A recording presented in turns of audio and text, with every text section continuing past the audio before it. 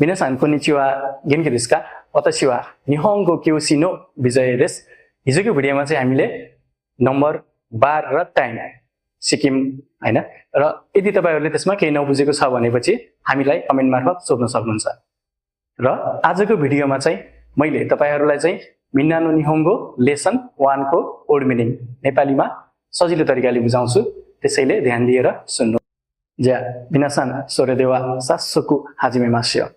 Okay, वाताशी वाताशी भनेको म, आनाता आनाता भनेको तिमी, तपाई, त, हजुर, आनो हितो, आनो खाता यो भनेको चाहिँ त्यो व्यक्ति भनेको हो।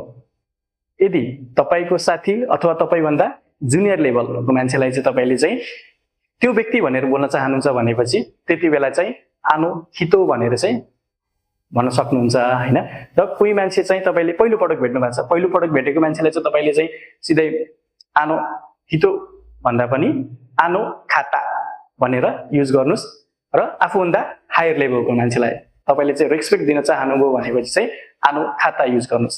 र यसलाई सजिलो भाषामा भन्ने बेला चाहिँ आनो खाता चाहिँ आनो हितोको रेस्पेक्टिभ फर्म हो, यसरी बुझ्नु होला। ओके, त्यसपछि चाहिँ तपाईको सान सान भनेको चाहिँ व्यक्तिको नामको पछाडी लाग्छ। जस्तै मेरो नाम विजय हो भनेपछि विजय सान, तपाईको नाम हरि हो भनेपछि हरि सान।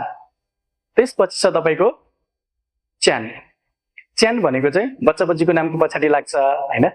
स्पेशली चाहिँ तपाईको केटीको नामको पछाडी च्यान लाग्छ भनेपछि केटाको नामको पछाडी के लाग्छ त कुन लाग्छ। कुन चाहिँ यो वर्ड मिनिङको लिस्टमा दिएको छैन है, कतै नोट गरेर राख्नु होला। यो चाहिँ स्पेशली 8 देखि 12 13 वर्षको बच्चा बच्चीको नामको पछाडी लाग्छ है। र कुनै बेला चाहिँ कसैले माया गरेर तपाईलाई जस्तै हजुरबुवा हजुरआमा अथवा तपाईभन्दा अलिकति धेरै उमेर भएको मान्छेले माया गरेर चाहिँ तपाईको नामको पछाडी च्यान लगाएर पनि बोल्दिन सक्छ। जस्तै मलाई कसैले चाहिँ म त तपाईको अहिले बच्चा छैन, 8 देखि 13 वर्ष त उमेरको छैन नि त मेरो त, त्यही पनि मलाई चाहिँ कसैले माया गरेर बिजायु च्यान अथवा विजय च्यान भनेर पनि भन्न सक्छ। जिन जिन भनेको चाहिँ कन्ट्रीको नामको पछाडी लाग्छ। जस्तै हाम्रो देशलाई के भन्छ त जापानिज भाषामा नेपारू भन्छ है। र देशको पछाडी जिन लाग्ने बेला चाहिँ त्यो देशको नागरिक भन्ने कुरा बुझिन्छ। जस्तै जापानको पछाडी जिन लाग्यो भने जस्तै अब निहोन जिन भयो भने जापानिज, नेपारू जिन भनेको चाहिँ नेपाली। र यो देशको नामको बारेमा चाहिँ तपाईको चाहिँ यो भोकाबुलरी लिस्टको तल्लो साइडमा लेखेको छ। सेन्से सेन्से भनेको सबैलाई थाहा छ टिचर, अनि केउसी केउसी भनेको पनि टिचर। सेन्से र केउसीमा के चाहिँ फरक छ भनेपछि जब तपाईहरुले चाहिँ हामीलाई टिचर भनेर भन्नुहुन्छ त्यति बेला सेन्से भनेर भन्न सक्नुहुन्छ। र यदि कुनै पनि सेन्सेले चाहिँ आफूलाई इन्ट्रोड्युस गर्न खोजेको केसमा चाहिँ त्यसले चाहिँ सेन्सेको सट्टामा चाहिँ केउसी भनेको चाहिँ राम्रो हुन्छ है। गाक्से गाक्से भनेको कुनै पनि कुरा सिक्ने मान्छे, विद्यार्थीलाई चाहिँ के भनिन्छ त गाक्से। खाइस्याइन खाइस्याइन भनेको कुनै पनि कम्पनीमा काम गर्ने कर्मचारीलाई चाहिँ के भनिन्छ त खाइस्याइन भनिन्छ। कोइन गिनको इन गिनको भन्ने कुरा बुझ्नु पर्यो पहिला। गिनको भनेको ब्याङ्क, गिनको इन भनेको चाहिँ ब्याङ्कमा काम गर्ने कर्मचारी। त्यसपछि तपाईको के छ इस्या इस्या भनेको डाक्टर, अनि केन्क्युस्या केन्क्युस्या भनेको नयाँ नयाँ कुरा चाहिँ अनुसन्धान गर्ने मान्छे, अनुसन्धानकर्ता। दाइगाको दाइगाको भनेको विश्वविद्यालय युनिभर्सिटी, ठीक छ। अब तपाईको युनिभर्सिटीलाई चाहिँ दाइगाको भन्छ भने +2 लाई चाहिँ के भन्छ भनेर तपाईको चाहिँ क्वेशन लाग्ला। +2 लाई चाहिँ के भन्छ त को को भन्छ, के भन्छ त को भन्छ है। र त्यसपछि गएर तपाईको चाहिँ स्कुललाई चाहिँ के भन्छ त गाक्को भन्छ। स्कुललाई के भन्छ रे राइट गाक्को भन्छ। ओके, त्यसपछि चाहिँ तपाईको दारे र दोनाता हैन। दारे भनेको चाहिँ को, दोनाता भनेको पनि को। दारेको पोलाइट फर्म चाहिँ तपाईले के मान्नुहुन्छ त दोनाता भनेर बुझ्नु पर्यो। जस्तै अघि हामीले के पढाएको थियौं भन्दाखेरि आनो हितो र आनो खाता पढाएको थियौं हो कि नै भन्नुस् त। सेवा त्यो व्यक्ति को हो भनेर सोध्नु पर्यो भने चाहिँ तपाईले के भन्नु पर्यो त भन्दाखेरि आनो हितो वा दारे देशका। यदि तपाईले खाता युज गर्नुहुन्छ भने चाहिँ पछाडी के लाग्छ त दोनाता। जस्तै आनो खाता वा दोनाता देशका भनेको हु इज दैट पर्सन भन्ने बुझिन्छ।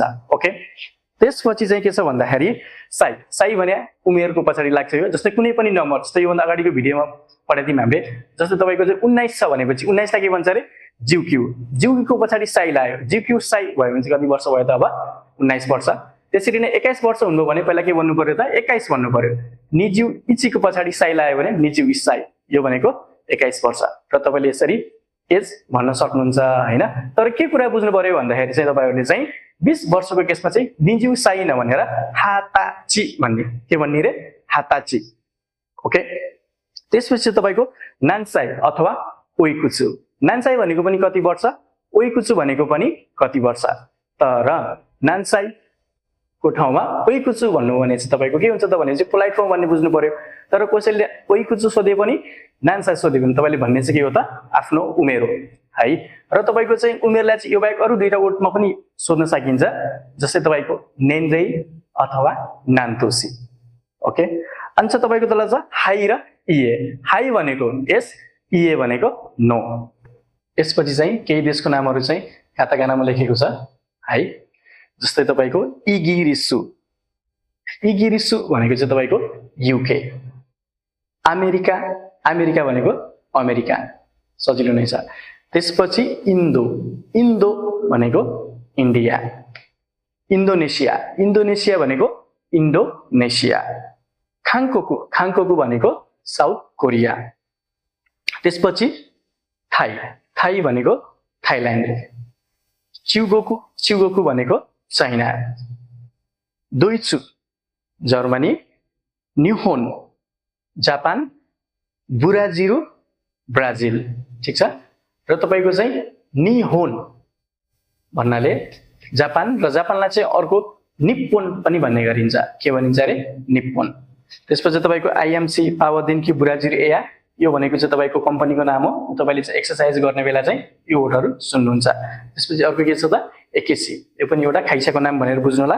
अनि अर्को छ कोबे बेबिन भनेको चाहिँ कोबे हस्पिटल त्यसपछि चाहिँ साकुरा दाइकाकु र फुजी दाइकाकु यो भनेको युनिभर्सिटी नाम यो तल रहेको चाहिँ तपाईले चाहिँ कम्पनीको नामहरु चाहिँ लेसन 1 सकिसकेपछि यसको एक्सरसाइज गर्ने बेला चाहिँ तपाईले चाहिँ सुन्नुहुन्छ त्यतिबेला चाहिँ के बुझ्नु होला भनेपछि यो चाहिँ खाइसाको नाम हो भनेर सम्झिनु होला ओके त्यसपछि आयो रेन्स्युसी रेन्स्यु भनेको चाहिँ प्र्याक्टिस यसको सबैभन्दा माथि छ हाजिमे मास्ते भनेको चाहिँ तपाईले जापानमा कुनै पनि मान्छेलाई पहिलो पटक भेट्ने बेला चाहिँ हाजिमे मास्ते भनेर चाहिँ आइसाचु गर्नुहुन्छ आफ्नो इन्ट्रोडक्सन दिने बेला स्पेशली जिकोसेउखाइ गर्ने बेला है र त्यसपछि के छ तपाईको चाहिँ यसको तल खाराकिमास्ता भन्ने छ हैन खाराकिमास्ता भनेको चाहिँ बाटा आएको भन्ने बुझिन्छ है जस्तो तपाईले घरबाट आउनु भएको भनेपछि घरलाई के भन्छ त उची उची खाराकिमास्ता भनेको आई एम फ्रम होम यदि तपाई जापान जानुभयो भनेपछि के भन्नुहुन्छ त नेपालु खाराकिमास्ता